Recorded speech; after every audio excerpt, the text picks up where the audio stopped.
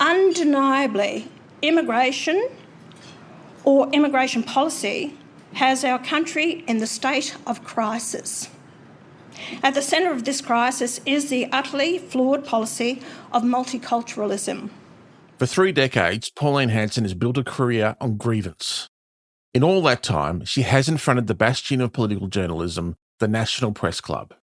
That was until yesterday, where she appeared for the first time.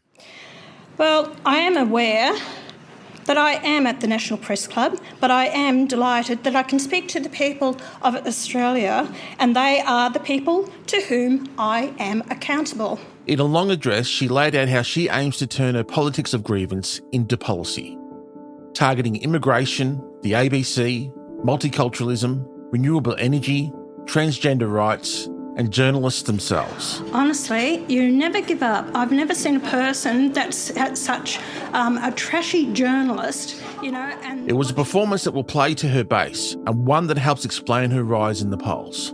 But she also gave her opponents a clearer picture of what they're running against and what to target in the 2 years until the next election. I'm Daniel James, and you're listening to 7am. Today, press gallery journalist Karen Middleton on Pauline Hanson's big moment and the fight now coming for One Nation.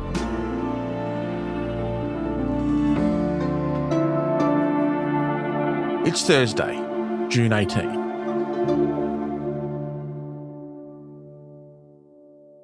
Karen, good to see you again. Pauline Hanson has been in Australian politics for 30 years, but this was her first formal address to the National Press Club. What did you make of her performance? I thought, Daniel, she did pretty well. She didn't try to be something that she isn't. She was herself. She started with a bit of banter with the audience and setting a few things straight, putting things on the record. That probably put her at ease a bit. Is Channel 9 here?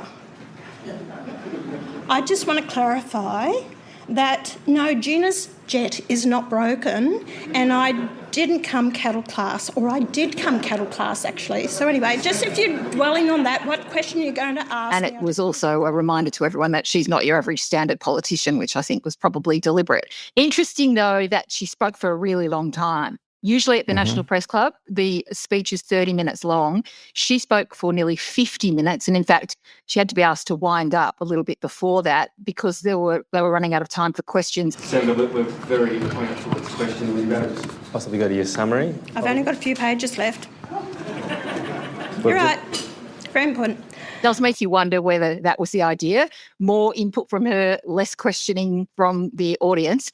But in fact, they ran the broadcast longer and let all the questions go. So she did face the questions and she managed that reasonably well. If we go into some of the substance of what she said at the press club, she called multiculturalism a failed policy, saying Australia is and should always be monocultural. We cannot be a multicultural society. We are a multiracial society, but we must be monocultural. What more did she say? She did say that, and in fact, that's a good example of some of the interesting things that she said that we learnt from her. I want them to be able to learn to speak English before they get here to get their citizenship, and that will help them assimilate into our society, because 872,000 people said they speak very little English or none at all. So where's the assimilation? I think a lot of her political opponents will have been watching. I think they probably are happy that they now have some specifics to work with, and there were a lot more specifics. She spoke a lot about immigration, as you would expect, and she had kind of a blizzard of statistics to back up a lot of what she said about a range of things. But there are a lot of migrants in Australia, and the thought that their culture might be suppressed may not thrill all of them. So there'll be some downside in terms of broadening her appeal to that sort of thing. We oppose entirely people coming into this country and bringing with them the troubles they have left behind. Coming to this country and ignoring our values, our language, our traditions, our dress, and the fact that we are predominantly a Judeo-Christian society. There are a few other things she said that probably could scare some people, and you would expect perhaps the Labor government to start drafting some campaigns on them. She talked about an overhaul of industrial relations to favour small business over working people. She described some young workers as lazy. Businesses also tell me you can't sack people these days. They're on their phones, they don't work, they don't turn up, they actually are lazy. And businesses are tied to it. They've had enough. When she went to energy, she said she's not against renewable energy, but she doesn't want offshore wind farms. She doesn't want any agricultural land used for solar farms. She wants at least one nuclear reactor and doesn't rule out having that government funded. Now, that was obviously something that the coalition came a cropper on at the last election. She wants to axe SBS, which will please some Australians but upset some others of the similar backgrounds that I was just talking about. Rest assured, there will be big changes if One Nation is given the chance. The SBS will be gone. There's no need for it anymore. And interestingly, she wants to cut back the ABC and make it basically pay TV. The ABC will still exist, but in a very different form. Taxpayers will still fund some of the ABC's operations in regional, rural and remote areas where there is a lack of commercial media. But in the cities, which are already saturated with media outlets across the political spectrum, the ABC will only be subscription service only. She's suggesting that people have to pay for Bluey. Well, that's what it sounded like. And one thing that kind of might get glossed over a little that she said in answer to questions that I also thought was interesting was she said she didn't think women should be paid while they're on maternity leave. That was the implication of what she said. The difference is that if women take time off and they are not paid their wages because they're not working, fair enough. Why should a business pay them if they're not at work? That's the difference. That's why the pay gap is there. Now, I do wonder how that will go over with a lot of working Australian women. So, there was a fair bit of detail in there. Some of it will be very popular. Some of it might make people think twice about what the policy implications or the consequences it would be of following their opinion poll answers with a vote at the ballot box. All of that, of course, has a lot of echoes of Trump. And there was talk also during her press conference around ditching the UN. As you said, she's detailed plans to scrap the SBS and gut the ABC. She fought with a journalist at one point and got pretty personal. That will play to her base. How will that type of confrontation with journalists asking questions play in the broader community? Yeah, it's interesting. That was a stoush with Sarah Martin from The Guardian. Now, Sarah Martin's now been assigned to cover One Nation as basically her round. And she's also been responsible. Yeah, she's also been responsible recently for a podcast series on Gina Reinhart. So Pauline Hanson and Gina Reinhart don't like Sarah Martin very much, and that's the backdrop to that stoush. Senator Hanson, Sarah Martin from The Guardian. Taxpayers are paying more than $150,000 a year for your daughter, Lee Hanson, to seemingly campaign full-time in Tasmania while employed as a political advisor for a New South Wales senator. Did you have any role in appointing her to that position? Honestly, you never give up. I've never seen a person that's such a trashy journalist, and what you put out all the time. As to whether that plays well, probably it does play well for her among certainly her traditional supporters and among people who I think are increasingly sick of the traditional institutions in this country. And I think that will appeal to a lot of people who feel they don't want and don't need the traditional media anymore, that they're biased, that they can get their news from social media and other sources. So I'm not sure that she'd be too worried about having a crack at Sarah Martin or indeed pushing back at journalists generally, and she did. I'll answer you this question today, but I'm telling you now, don't come near me for an interview in the future because of 25 of your articles, it's always 28 articles, is constantly bashing One Nation. You don't respect. She held her ground, and she certainly did that at the press club. Coming up, how did the press gallery perform against a hostile Hanson?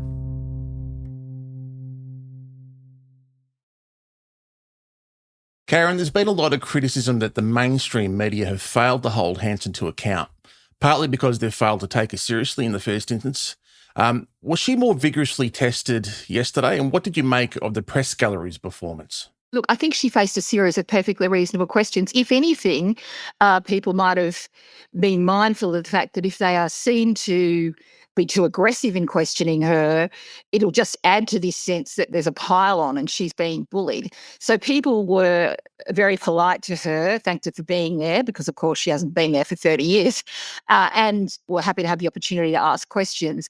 I think as we know more about her agenda and bearing in mind she's been a grievance politician. She's been a lightning rod for complaints about the system. She hasn't been an advocate for change in a way that she might actually implement until now. So we're at this inflection point now where there are now things to ask her about.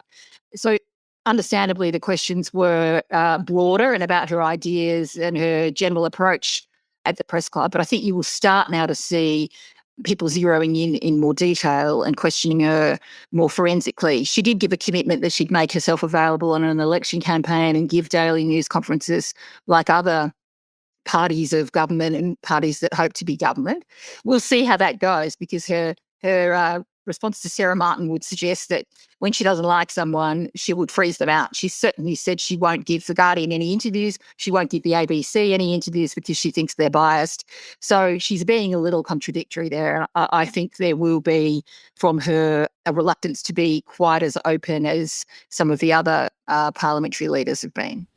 And at one point there was a protest that happened in the background while she was delivering her speech, although it was pretty tame. It revealed a banner saying she opposed pay rises for workers. That was also one of the first questions she faced, being pressed on wages and workers' rights. And as you said, she answered by talking about lazy workers.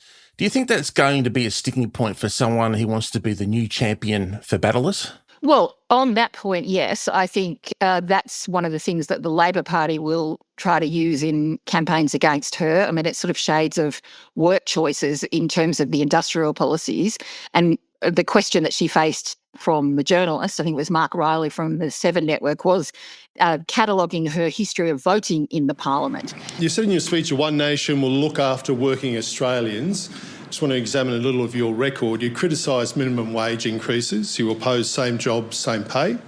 You voted against casual workers' rights, wage theft criminalisation and workplace protections for the gig economy. And you've argued recently again for more powers for bosses to sack workers. How is any of that helping working Australians? So that was the point that was being made there. So I think there'll be a lot more attempts by her political opponents to point that out. To the point about the protest, I think it's important to talk about that. That was hugely embarrassing for the National Press Club. As Senator Hanson was speaking at the podium, a banner fell from the roof beside her against the back wall. It was a little bit out of camera shot, but it had a picture of her wearing sunglasses surrounded by wads of cash, and it said, "I opposed a pay rise for workers while I took a $100,000 pay rise for myself." We're not doing stuff, all right?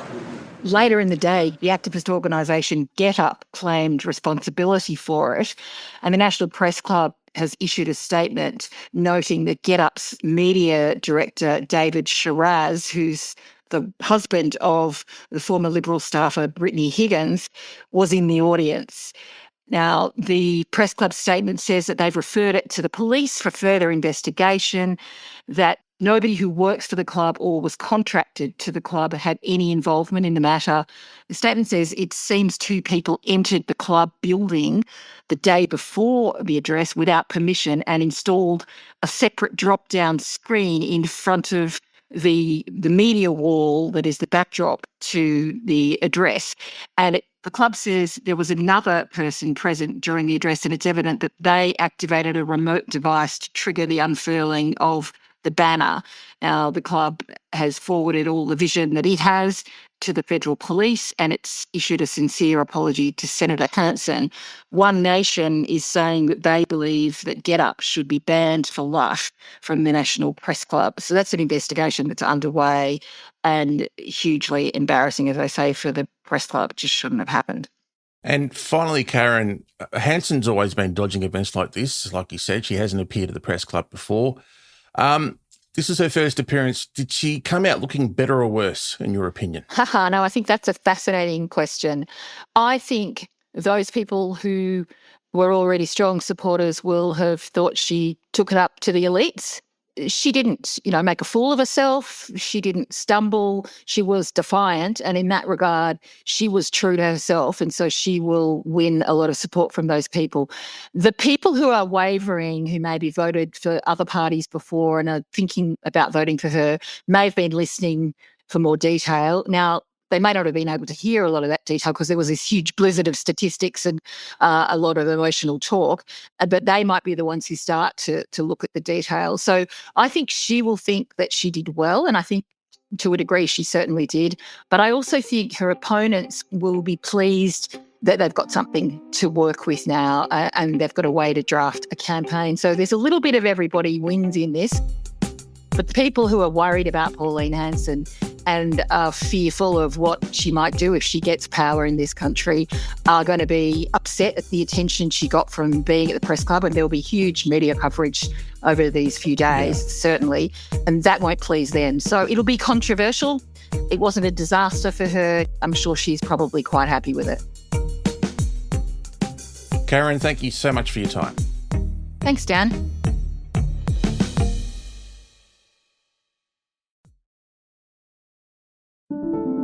Also in the news, Kyle Sandilands has reached a $12 million settlement with ARN Media over his wrongful termination case. It's a long way short of his $100 million contract. Under the agreement, ARN has agreed to advertise Sandilands' new independent media project in a $1.5 million deal. Jackie O. Henderson is continuing with her case against the network. And childcare strikes have been called off next month after a pay deal with the federal government. The government has agreed to extend a 15% pay rise that had been due to run out in November. The pay rise, which impacts 200,000 childcare workers, will be extended by 18 months, after which the private sector will be forced to fund the increase permanently, following a Fair Work Commission decision on gender-based under-evaluation. I'm Daniel James. Thanks once again for listening to 7am. We'll be back tomorrow.